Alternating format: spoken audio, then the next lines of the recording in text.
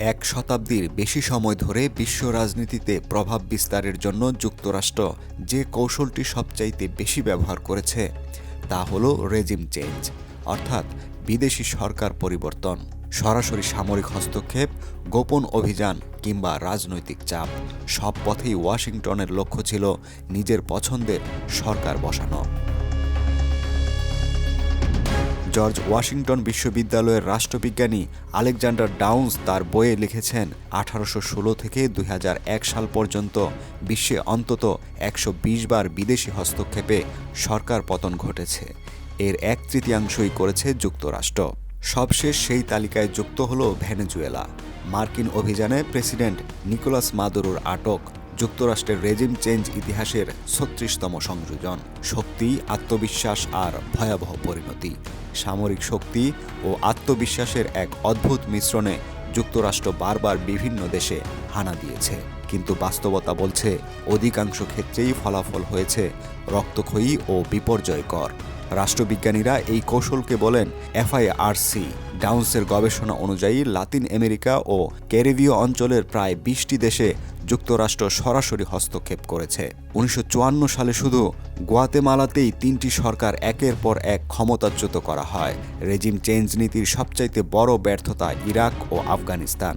সাদ্দাম হোসেনকে সরানোর পর জর্জ বুশ প্রশাসন প্রতিশ্রুতি দিয়েছিল মধ্যপ্রাচ্যে গণতন্ত্র প্রতিষ্ঠার, কিন্তু 2006 সালে বাগদাদের রাস্তায় পড়েছিল শত শত বেওয়ারিশ লাশ, কারো হাতে পেছনে বাঁধা, কারো চোখে বিস্ময়, আর মার্কিন সেনারা লাশ সংগ্রহে ব্যস্ত। এই হত্যাকাণ্ডের শিকারদের বেশিরভাগই তরুণ পুরুষ, একটি ভয়াবহ শিয়া সুন্নির গৃহযুদ্ধের বলি, যার আগাম আভাসই পায়নি ওয়াশিংটন। এর পরিণতিতে জন্ম নেয় IS, এবং সেই ক্ষত সরাতে যুক্তরাষ্ট্র আজও মধ্যপ্রাচ্যে সেনা মোতায়েন করতে বাধ্য।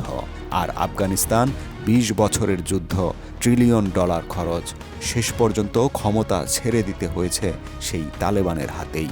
বিশেষজ্ঞরা বলছেন ভেনেজুয়েলাও সেই একই পথে হাঁটছে। দুর্নীতি, আন্তর্জাতিক নিষেধাজ্ঞা ও অর্থনৈতিক বিপর্যয়ে দেশটি আগে থেকেই ভঙ্গুর। লাখো মানুষ শরণার্থী। এখন প্রেসিডেন্ট মাদুরো আটক।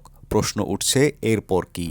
ডাউন্স সতর্ক করে বলেন, অনেকে ভাবে এর চেয়ে খারাপ আর কি হতে পারে, কিন্তু বাস্তবে প্রায়ই দেখা যায় পরিস্থিতি আরও ভয়াবহ হয়। তার গবেষণা বলছে বিশ্বে সংঘটিত সরকার পরিবর্তনের 1/3 ক্ষেত্রেই 10 বছরের মধ্যে গৃহযুদ্ধ শুরু হয়েছে।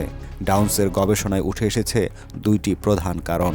প্রথমত, সরকার পতনের পর দেশের সেনাবাহিনী ভেঙে পড়ে, হাজার হাজার মানুষ সশস্ত্র সদস্য বিদ্রোহী হয়ে ওঠে, শুরু হয় দীর্ঘ গৃহযুদ্ধ।